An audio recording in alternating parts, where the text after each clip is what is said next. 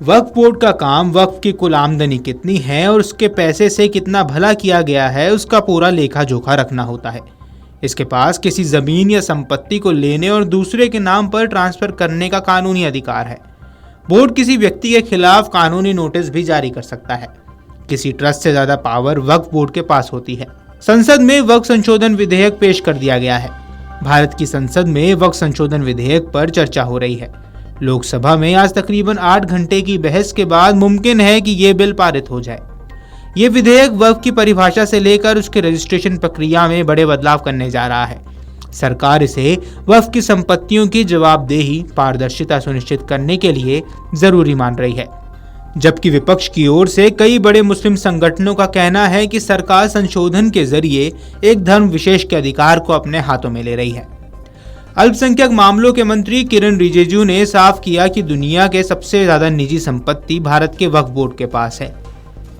ऐसे में सवाल उठना लाजमी है कि क्या दूसरे इस्लामिक देशों में भी वक्फ संपत्तियां कायम करने या फिर उसके प्रबंधन करने की इजाजत है? अगर है तो क्या वो राष्ट्रीय स्तर पर कानून है या फिर प्रांत के स्तर पर लागू होने वाली व्यवस्था है? दरअसल जब सरकार वक्फ संशोधन बिल लेकर आई थी तभी उसने ये भी बताया था कि किन इस्लामिक देशों में वक्फ नहीं है। आपको बता दें कि वक्फ संशोधन विधेयक को लेकर लोकसभा में माहौल हंगामेदार हो गया।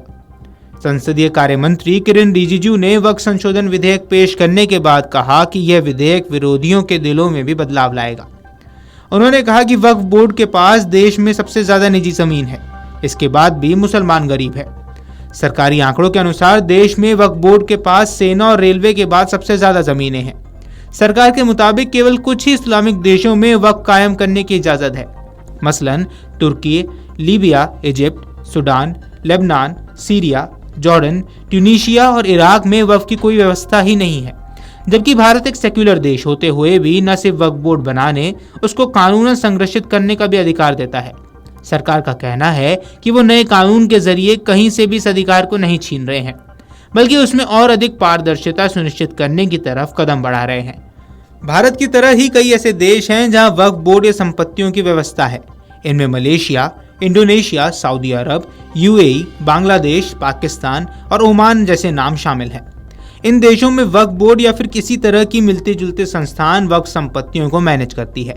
भारत में केंद्र के अलावा राज्य और केंद्र शासित प्रदेशों के स्तर पर भी वक्फ बोर्ड है, जबकि इंडोनेशिया, बांग्लादेश में इसे लेकर राष्ट्रीय स्तर पर कानून है और यूएई में कानून प्रांत के स्तर पर है। आपको बता दें कि देश के पहले प्रधानमंत्री जवाहरलाल नेहरू की सरकार ने 1954 में वक्फ एक्ट बनाया था। वक्फ में मिलने वाली जमीन या संपत्ति की देखरेख के लिए कानूनी तौर पर एक संस्था बनी, जिसे वक्फ बोर्ड कहा जाता है। 1947 में देश का बंटवारा हुआ तो काफी संख्या में मुस्लिम देश छोड़कर पाकिस्तान चले गए। वहीं पाकिस्तान से काफी सारे हिंदू लोग भारत में आ गए। 1954 में संसद ने वक्फ एक्ट 1954 के नाम से कानून बनाया। इस तरह पाकिस्तान जाने वाले लोगों की जमीनों और संपत्तियों का मालिकाना हक इस कानून के जरिए वक्फ बोर्ड को दे दिया गया। 1955 में यानी कानून लागू होने के 1 साल बाद इस कानून में संशोधन कर हर राज्यों में वक्फ बोर्ड बनाए जाने की बात कही गई। आपको बता दें कि इस वक्त देश में अलग अलग प्रदेशों के करीब 32 वक्फ बोर्ड हैं, जो वक्फ की संपत्तियों का रजिस्ट्रेशन, देखरेख और मैनेजमेंट करते हैं। बिहार समेत कई प्रदेशों में शिया और सुन्नी मुसलमानों के लिए अलग अलग वक्फ बोर्ड हैं।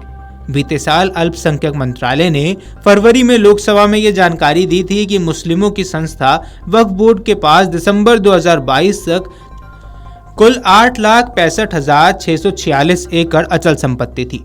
एक आंकड़े के अनुसार भारत में वक्फ की कुल संपत्ति करीब 8 लाख एकड़ है। यह संपत्ति इतनी ज्यादा है कि सेना और रेलवे के बाद वक्फ के पास सबसे ज्यादा प्रॉपर्टी है। 2009 में यह प्रॉपर्टी करीब 4 लाख एकड़ ही थी, जो अब दुगनी हो चुकी है। वक्फ को मुस्लिमों का रहनुमा कहा जाता है, फिर भी देश में मुसलमानों की सामाजिक और आर्थिक स्थिति बेहद खराब है। Video desk अमरउजाला.com।